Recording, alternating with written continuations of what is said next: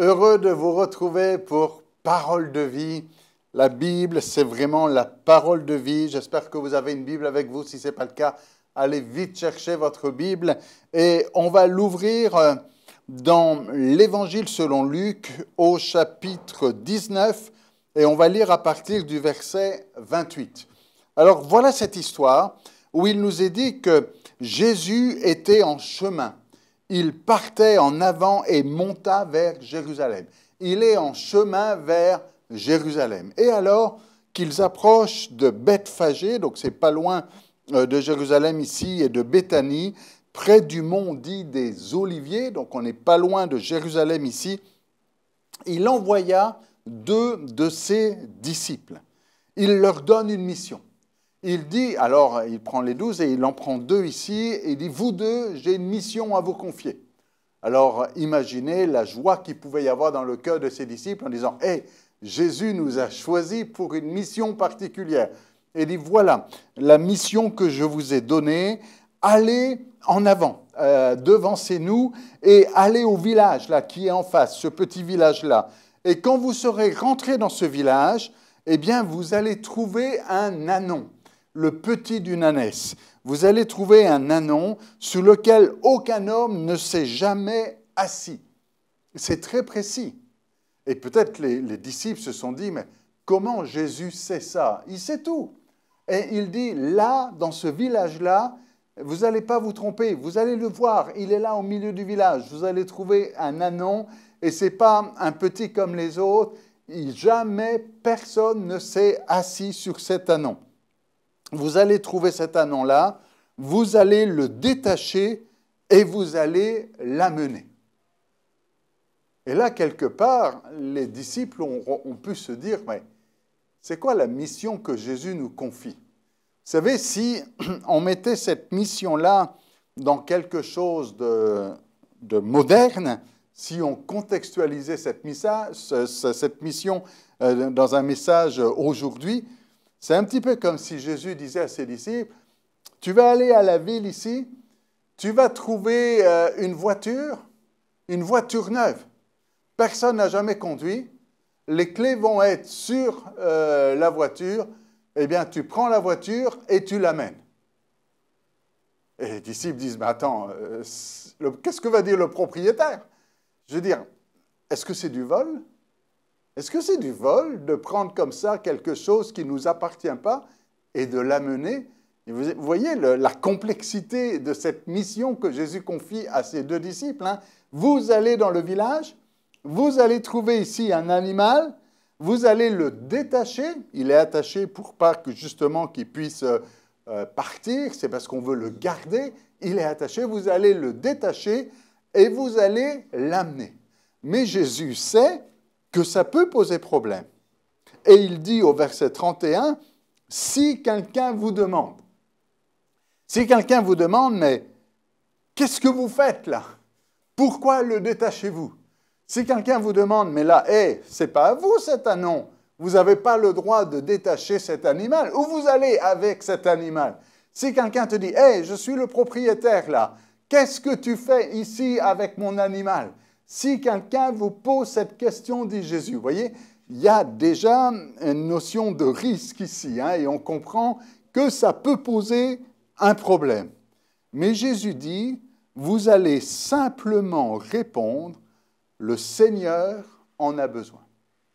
Vous allez simplement dire, le Seigneur en a besoin. Et si quelqu'un vous demande, mais pourquoi est-ce que vous détachez cet ânon? Vous répondrez simplement, le Seigneur en a besoin. Et on comprend que dans cette phrase, le Seigneur en a besoin, ils vont donner un peu plus d'explications. Ils vont dire, mais comment ça le Seigneur? C'est qui ce Seigneur-là? De quel Seigneur est-ce qu'on parle? Et ils vont dire, nous sommes disciples du Seigneur Jésus. Et les gens vont dire, Jésus, Jésus, j'ai entendu ça. Est-ce que c'est lui qui va de ville en ville et qui guérit les malades? Est-ce que c'est lui là qui parle du royaume de Dieu d'une manière extraordinaire? C'est ce Seigneur-là, oui, c'est notre Seigneur. Il a besoin de ton ânon. Le Seigneur en a besoin. Et c'est simplement ce que Jésus est en train de leur dire. Jésus dit à ses disciples, vous allez simplement dire, le Seigneur en a besoin, et tout va bien se passer. Parce que Jésus sait. Il sait qu'il y a le petit d'une ânesse qui est là dans ce village. Il sait qu'il y a un propriétaire, il sait ce qui va se passer, et il sait que si on dit simplement « le Seigneur en a besoin », tout va bien se dérouler. Et c'est en effet ce qui se passe. Il nous est dit au verset 32, « Ceux qui étaient envoyés, donc les 2 disciples qui avaient cette mission-là, ceux qui étaient envoyés allèrent et ils trouvèrent les choses comme Jésus leur avait dit. » Ils sont arrivés dans le village et ils ont trouvé en effet qu'il y avait un petit d'une ânesse, un ânon qui était là, comme Jésus l'avait dit. Et comme ils sont en train de détacher l'ânon, parce que Jésus leur a dit, vous allez détacher l'animal, les maîtres lui dirent, mais pourquoi est-ce que vous détachez l'ânon? Et ils ont simplement répondu, le Seigneur en a besoin. Et les propriétaires ont laissé les disciples emprunter. On comprend qu'ils vont certainement rendre l'ânon après, mais ici, ils ont simplement répondu, le Seigneur en a besoin. LMTV, et vous voyez les bandeaux qui défilent, LMTV est actuellement dans une campagne de levée de fonds. Et si Jésus envoyait des disciples chez vous et dire « je viens prendre quelque chose qui t'appartient, quelque chose qui est à toi ». Ici, en l'occurrence, c'est un ânon. Comprenez qu'un ânon, c'est quelque chose de prometteur. Pour l'instant, c'est petit, pour l'instant, c'est le petit d'une ânesse, il n'a encore jamais porté personne, mais on comprend que pour les maîtres de cet animal-là, ça va représenter un gain. Il va être utile, il va travailler, et ça va être un animal qui va être profitable et qui va pouvoir être utile. Et on prend cet animal, on le détache, et on dit simplement, le Seigneur en a besoin. Si aujourd'hui, on vient dans ta maison, et on dit, voilà, je vais prendre sur ton compte, je vais prendre dans tes réserves, je vais prendre... On va dire, on ne prend pas mes affaires comme ça. C'est le premier réflexe de ces maîtres. Comment ça, tu prends mes affaires? Comment ça, tu prends les choses qui m'appartiennent? Comment ça, tu prends les choses qui ont de la valeur? Les maîtres ici auraient pu s'offusquer. C'était leur premier réflexe. Ils auraient pu dire, mais ça a beaucoup de valeur. On ne laisse pas partir un animal comme ça. Qu'est-ce que vous allez faire avec cet animal? Non, mais moi, tu ne prends pas mes affaires. Et ils ont simplement dit, le Seigneur en a besoin. Si on vous dit aujourd'hui, le Seigneur en a besoin, quelle va être votre réponse? Quelle va être votre réponse à cette simple phrase, le Seigneur en a besoin? Les maîtres de cet ânon ont dit, si le Seigneur en a besoin, alors oui, je suis d'accord. Est-ce qu'aujourd'hui, si on vous dit le Seigneur en a besoin, est-ce que vous allez répondre favorablement, comme les maîtres de cet animal, oui, si le Seigneur en a besoin, alors tu peux le prendre. Comprenez qu'à LMTV, il n'y a jamais personne qui va venir chez vous prendre quoi que ce soit. Mais que j'utilise cette image-là pour dire jusqu'où êtes-vous prêt à agir, à faire preuve de générosité, à faire preuve de don, de générosité et à mettre en œuvre vos ressources financières.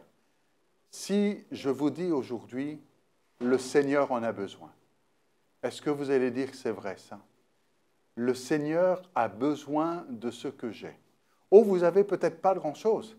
Peut-être que les maîtres vont dire ici, mais j'ai juste un ânon. Je n'ai pas un troupeau. Je n'ai pas une compagnie ici avec beaucoup d'ânes et une compagnie de transport. Hein, vous comprenez tout ce qu'il pourrait y avoir derrière si on veut moderniser cette histoire. Mais même s'il y avait juste cet animal-là, c'est peut-être quelque chose de tout petit. Mais moi, je fais juste commencer dans les affaires. J'ai juste un ânon. Qu'est-ce que je peux... Si je te donne tout là. Qu'est-ce que je fais avec ça? Mais comprenez ici que la simple phrase « le Seigneur en a besoin » a été la clé, a été ce qui a permis de dire oui ou de dire non. La réponse à cette phrase, le Seigneur en a besoin. Est-ce que je dis oui parce que le Seigneur en a besoin, je veux lui offrir ce que j'ai? Ou est-ce que j'endurcis mon cœur et je dis non, non, le Seigneur qu'il en ait besoin ou pas, c'est mes affaires, je garde mes affaires. Comprenez que LMTV, ce n'est pas la chaîne d'un homme. LMTV, ce n'est pas la télévision d'une personne. Personne ne s'enrichit avec LMTV. LMTV, c'est un ministère que le Seigneur utilise pour proclamer la bonne nouvelle jusqu'aux extrémités de la terre. Partout en Afrique subsaharienne, au travers des différents satellites, que ce soit sur Canal+, Telsat, que ce soit sur le bouquet Orange, ici en Côte d'Ivoire, que ce soit par Internet, en OTT, partout, ça va jusqu'en Haïti, ça va partout. Le Seigneur utilise cette chaîne. Et le Seigneur a besoin de ce que vous avez pour pouvoir faire davantage, pour faire prospérer, pour pouvoir proclamer encore plus fort et d'une manière plus durable et d'une manière plus percutante, pour pouvoir donner les moyens à LMTV d'accomplir sa mission. Et c'est d'une manière prophétique, c'est poussé par le Saint-Esprit, que je vous dis simplement ce mot, cette phrase clé, qui doit amener un déclic, j'espère, dans votre cœur. Le Seigneur en a besoin. Notez bien que cette phrase fonctionne seulement à ceux qui ont quelque chose. Celui qui n'avait pas de non, les disciples ne vont pas dire « le Seigneur a besoin de ce que tu n'as pas ». Mais voilà qu'ici, il s'agit de quelqu'un qui a quelque chose et que le Seigneur a besoin de cet anon-là. Maintenant, je n'essaye pas de convaincre, moi je ne suis pas commercial ici, et je n'essaye pas de forcer le cœur des gens, mais je veux simplement laisser l'Esprit de Dieu m'utiliser et laisser l'Esprit de Dieu parler au cœur de ceux qui m'écoutent maintenant. Et je crois que si vous m'entendez, il n'y a pas un effet de hasard ici. Ce n'est pas par hasard que tu es là maintenant devant ton poste de télévision. C'est parce que le Seigneur voulait que tu entendes ce message. Ce n'est pas par hasard que tu écoutes ce replay sur YouTube ou que d'une manière ou d'une autre.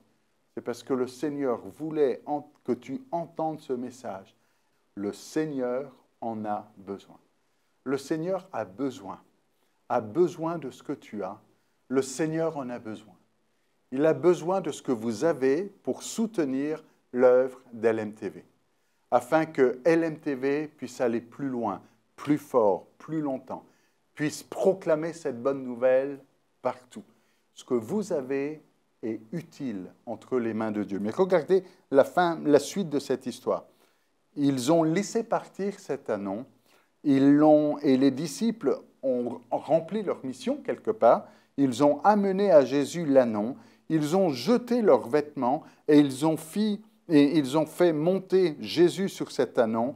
Et au verset 36, il est dit, quand il fut en marche, les gens étendirent leurs vêtements sur le chemin, et lorsque déjà ils approchaient de Jérusalem vers la descente de la montagne des Oliviers, toute la multitude des disciples sont là, remplis de joie, ils se mettent à louer Dieu à haute voix pour tous les miracles qu'ils avaient vus.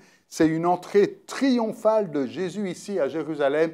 Il y a beaucoup de joie, tout le monde est heureux en disant « mais c'est lui qui a fait des miracles, qui a fait de grandes choses et nous sommes encore capables aujourd'hui de dire c'est lui qui fait des miracles et de grandes choses. » Et il disait « béni soit le roi qui vient au nom du Seigneur. » Et évidemment, ça reprend ici la parole du prophète qui avait annoncé la venue du Sauveur, le Messie, paix dans le ciel et gloire dans les lieux très hauts.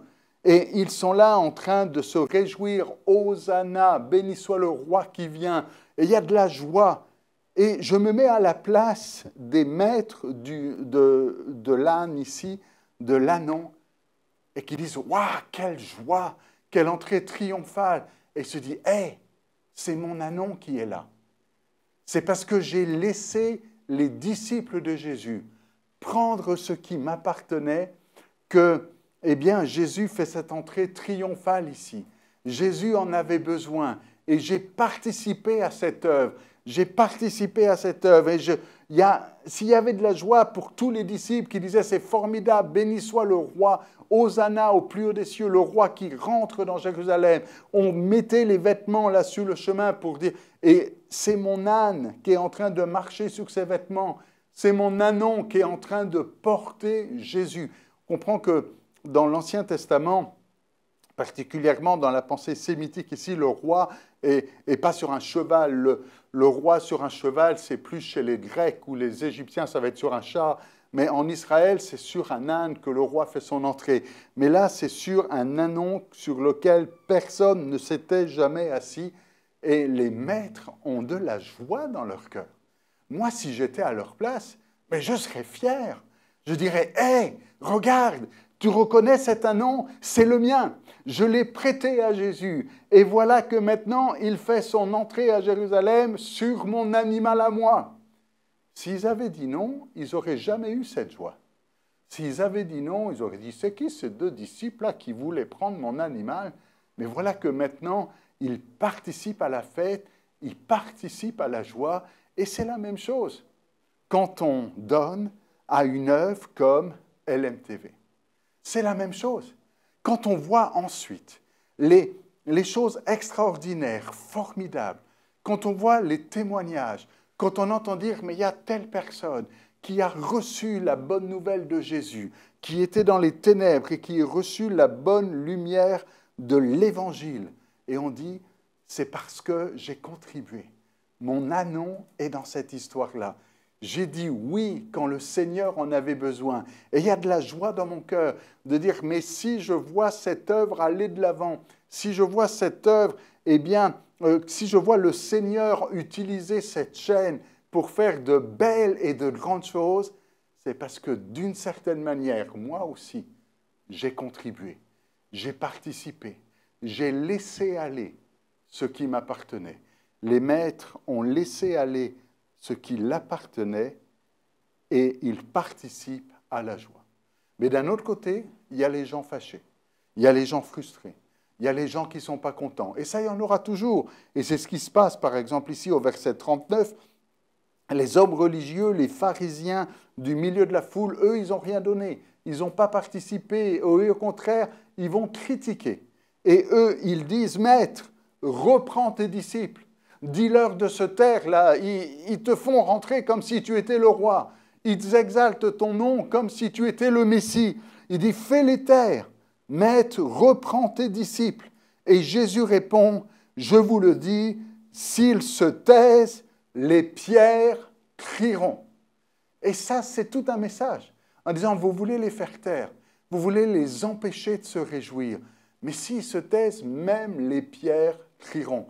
Parce que quand c'est le plan de Dieu, quand c'est la mission de Dieu, on ne peut pas faire taire la mission de Dieu. On ne peut pas empêcher l'œuvre de Dieu de s'accomplir. Alors, soit tu embarques, soit tu es dans les opposants, mais de toute manière, l'œuvre de Dieu va avancer. L'œuvre de LMTV va avancer. Que tu sois en train d'embarquer, de participer ou pas, ça va avancer. Tu peux être soit du côté de ceux qui vont dire, mais là, il faut que ça fasse moins de bruit. Là, il faut les faire taire. Il ne faut pas que ça avance aussi vite.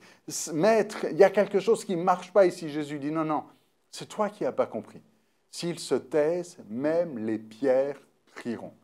Alors, plutôt que d'être dans les opposants, sois dans ceux qui disent, Seigneur, tu as besoin et je veux répondre à cet appel. Comme il approchait de la ville, Jésus, en voyant Jérusalem, et là, on est vers le mont des Oliviers.